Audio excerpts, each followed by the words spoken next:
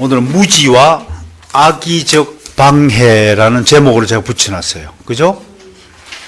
65페이지, 교과서의 65페이지, 제가 만들어준 교환 65페이지에 소 제목이 뭔가요? 무지와 악의적 방해. 4장 1항을 한번 주요 요점만 제가 읽어 드릴 테니까 저를 보시고 자 한번 들어보시기 바라요. 하나님께서 모든 사람에게 뭘 심어 놓았을까요? 이제 기억하시네요. 종교의 씨앗을 심어 놓으셨다.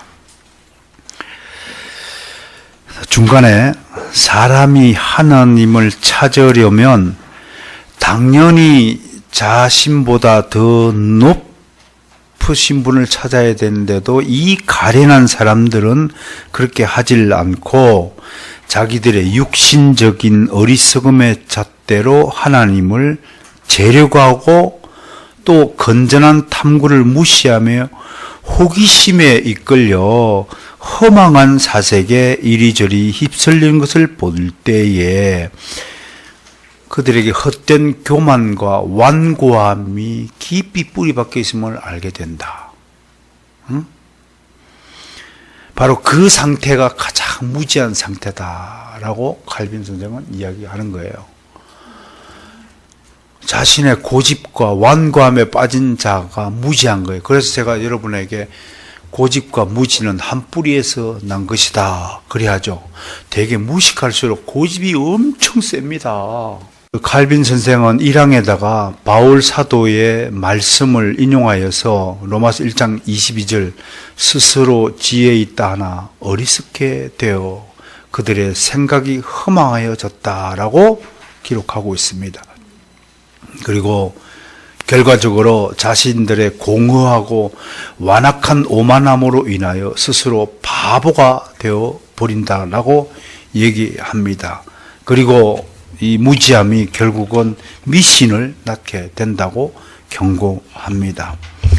그러니까 정리하면 1항을 정리하면 하나님은 우리에게 자연과 양심의 과정을 통해서 충분히 하나님을 알 수 있도록 했으나 그래서 사도 바울은 저들이 핑계치 못한다고 했어요. 아무리 나는 하나님을 만날 기회가 없었는데요. 저한테 그런 계기가 없었는데요. 그건 핑계라는 거예요. 북한산만 보더라도 봄, 여름, 가을, 겨울마다 나무들이 새로운 옷을 입을 때마다 겨울에 죽었던 나무가 봄에 꽃을 피우고 다시 부활하는 걸 보면서 이야, 그리스도도 이렇게 부활하시는구나. 우리도 다음에 이렇게 부활할 수 있겠구나 한다면 그건 정말 하나님이 주신 믿음으로 바라보게 되는 것이죠. 그러지 못한다는 거예요. 왜 무지하냐? 또 무지는 두 가지 종류의 무지가 있어요. 영적인 지식과 세상적인 지식 둘 다 무지한 사람이 있어요. 이건 참 구제불능입니다. 그런데 세상적인 지식에는 엄청 밝으면서요. 우리는 오늘 특히 하나님에 대한 무지가 얼마나 무서운 결과를 낳는 것인가에 대해서 똑바로 인식할 수 있어야 됩니다. 요한복음 1장 5절에 뭐라고 되어 있습니까? 빛이 어둠에 빛이 돼 어둠이 깨닫더라 안 깨닫더라? 어둠은 절대로 깨닫지 못합니다.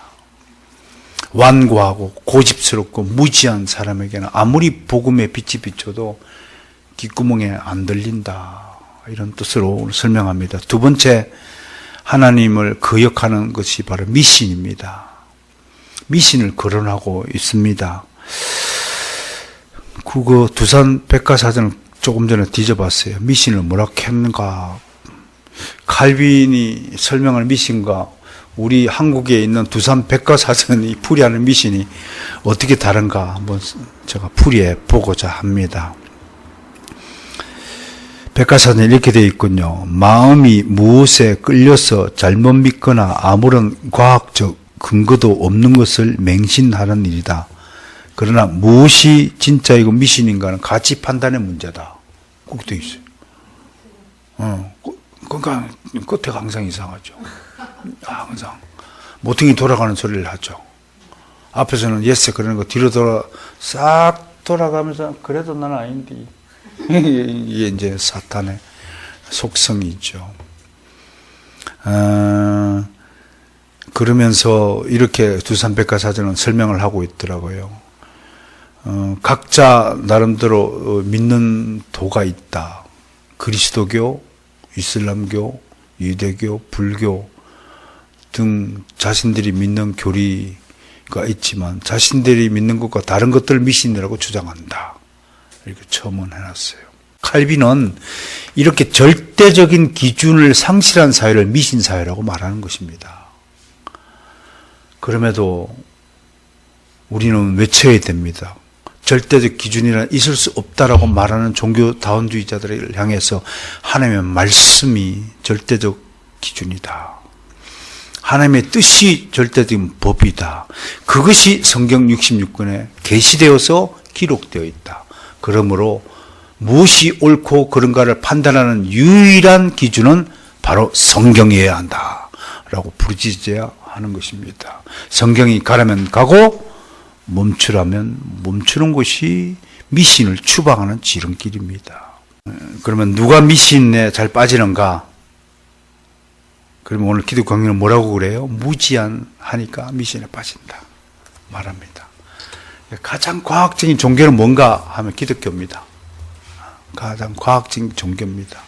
그러니까 과학을 너무 맹신해서도 안 되지만 과학을 마치 세속적인 것이라고 내차버려도 안 되는 것이다 라고 말할 수 있습니다. 두 번째 사장에서 다루는 것이 저는 고의적 부인이라고 했습니다. 고의적 부인. 고의적으로 뭔가 부정하고 회피하는 것을 말합니다. 많은 사람들이 완악하여 습관적으로 죄를 범하며 하나님에 대한 기억을 모두 없애려고 몸부림칩니다. 악인의 눈에는 하나님을 두려워하는 빛이 없습니다. 그 시편 36편 1편을 한 번만 찾아봅시다. 시편 36편 1편. 이게 너무 은혜로워서 그래요.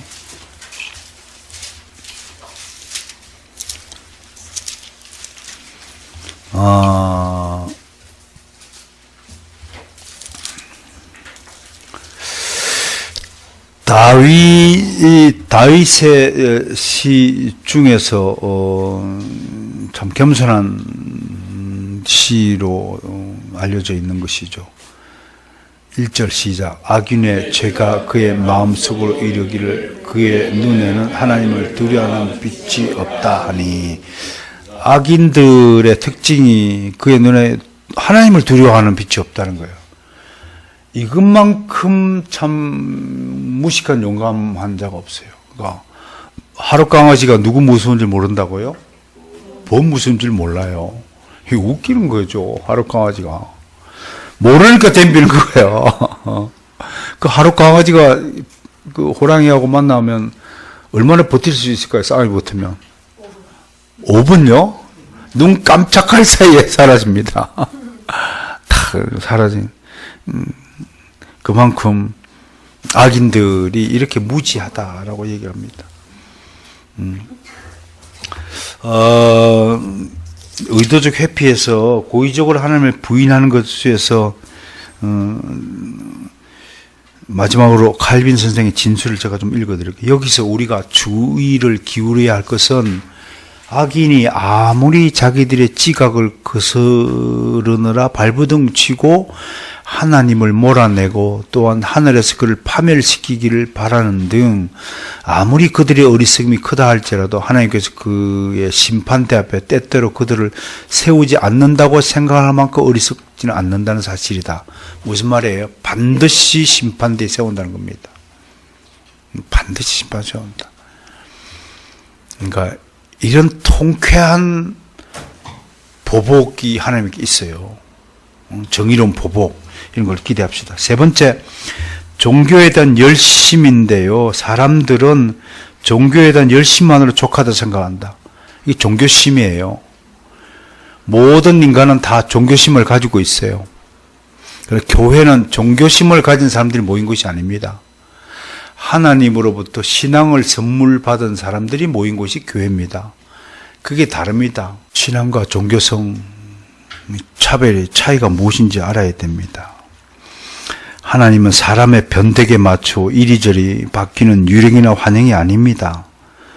그리고 이런 무식한 사람들이 항상 하나님 대신에 섬기기 위해서 뭔가를 만들어냈는데 그것을 고안물이라고 말합니다. 그것을 거짓된 의식들이라고 말하는데요.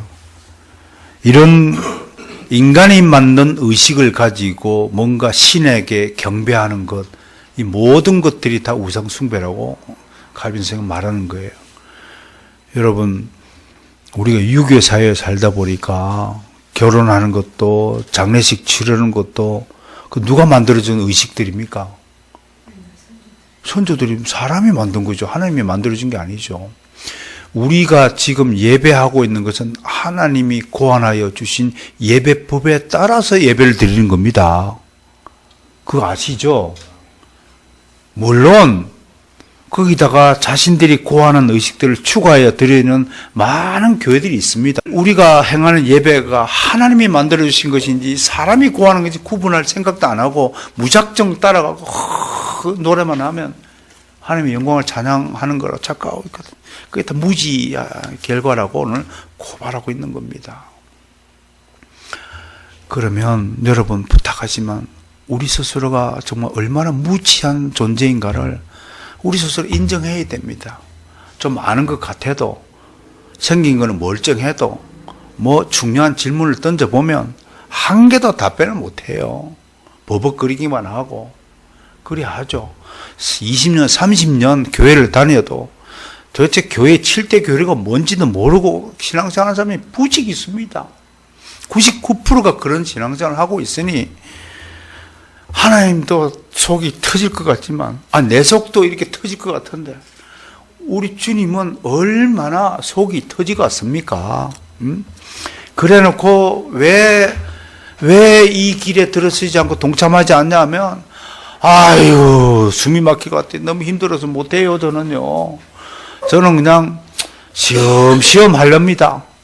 여러분 하나님이 제정하신 것이 힘들다고 비하한다면 그게 무슨 신앙이에요. 여러분 어떻게 도우십니까? 하나님도 이것이 힘든 것이는 걸 알아요. 이스라엘 백성이 광야 생활을 할 때도 집을 떠나서 천막에서 사는 것이 얼마나 힘들어요. 지금 포항 지진 때문에 학교 도서관 강당에서 지금 텐트 속에서 몇 년째 살고 있는 사람들 있잖아요. 얼마나 불편하겠어요. 힘든 것도 알아요. 그런데 힘듦에도 불구하고 알겠습니다, 하나님. 이게 하나님이 뜻이라면 당연히 감당하겠습니다. 라고 고백하는 순간 하나도 안 힘들게 하는 이상한 매력이 있다 이거 아닙니까? 이게 성령의 역사 아니에요? 아무리 돈이 없어도 다 갈 때 갈 거 다 하잖아요. 여러분들도 마찬가지예요. 내가 생각하기 힘드니까 피하면 그 사람한테는 계속 하나님이 평생 동안 그 테스트를 주는 거예요. 이 시험을 통과하지 않으면 여러분 면허시험장 가면 T자 나면 S 나오잖아요. 그거 통과 안 하고 면허증 발급 받습니까? 반드시 떨어지면 다음에 또 해야 되잖아요. 그 하세월을 왜 낭비하냐고요.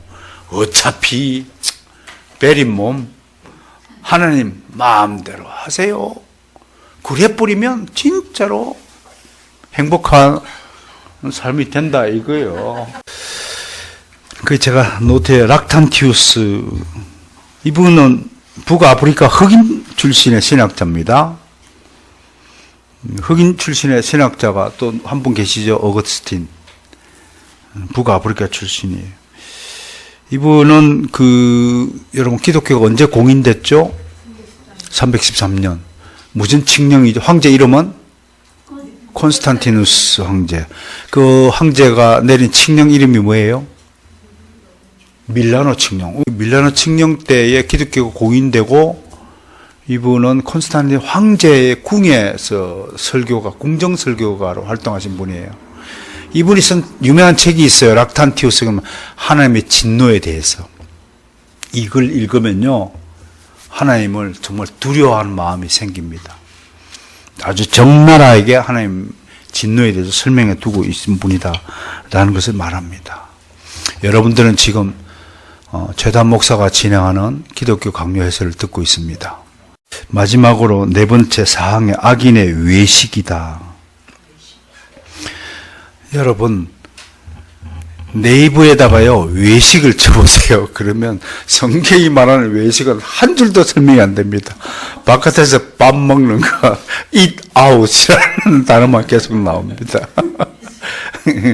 그러니까 이걸 이제 우리는 원래 성경의 원래 뜻은 칼빈 선생이나 성경이 말하는 외식은 무슨 뜻이냐면 하이포크라시, 뭐냐면 위선이라는 뜻이에요. 위선자. 근데 우리 할아버지들이 외식으로 번역해가지고 바깥에서 밥 먹는 건 줄 알아요. 그러니까 바리새파에 속한 율법주의자들 예수님이 위선자라고 하이포크라시트라고 공격할 때 쓴 그런 단어입니다. 위선. 마지막으로 이 구절만 읽고 여러분 잘 아시겠지만 이 구절만 읽고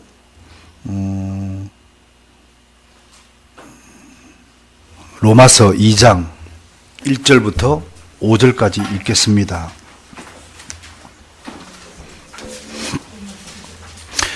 뭐 우리 다 위선자니까 뭐 두말할 필요가 있겠습니까? 믿음대로 살지 못하면 그것 자체가 위선이죠. 그렇죠? 예? 배운 대로 행하지 못하면 그것 자체가 위선이겠죠. 그리고 자기를, 그럼에도 오늘 칼빈 선생은 자기를 먼저 살피지 않고 다른 사람에 대해서 험담하고 판단하는 자를 위선자라고 그래요.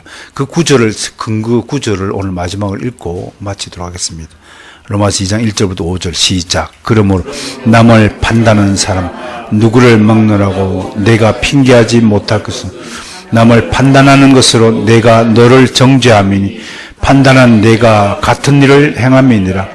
이런 일을 행하는 자에게 하나님의 심판이 진리대로 되는 줄 우리가 아노라. 이런 일을 행하는 자를 판단하고도 같은 일을 행하는 사람아 내가 하나님의 심판을 피할 줄로 생각하느냐. 혹 내가 하나님의 인자하심이 너를 인도하여 회개하게 하심을 알지 못하여 그의 인자하심과 용납하심과 길이 참으심이 풍성함을 멸시하느냐. 다만 내 고집과 회개하지 아니한 마음을 따라 진노의 날 곧 하나님의 의로우신 심판이 나타나는 그날에 이 말 진노를 내게 쌌노라. 이 구절과 부합하는 예수님의 가르침이 기억이 나야 할 것입니다. 남의 눈에 티는 네 눈에 들보는 보지 못하고 남의 눈에 티를 보고 문제를 삼느냐. 돌아가신 우리 박윤선 박사님은 늘 제자들에게 그 사람이 없는 자리에서는 그 사람 말을 절대 하지 마라 라는 좋은 가르침을 주셨습니다. 그럼에도 우리는 고자질하고 험담하고 남을 판단하는 일이 습관처럼 몸에 배인 사람들입니다. 칭찬만 합시다. 칭찬만 하고 또 저 없는 자리에서 욕하지 마시고 내가 다 들어 욕을 한다. 그렇게 해주시고 뭐 저도 연약한 사람이지만 그래도 토요일 저녁에 자기 전에 주일날 아침에 일어나서 여러분 한 사람 한 사람 이름을 놓고 다 기도합니다. 기도하고 마치겠습니다.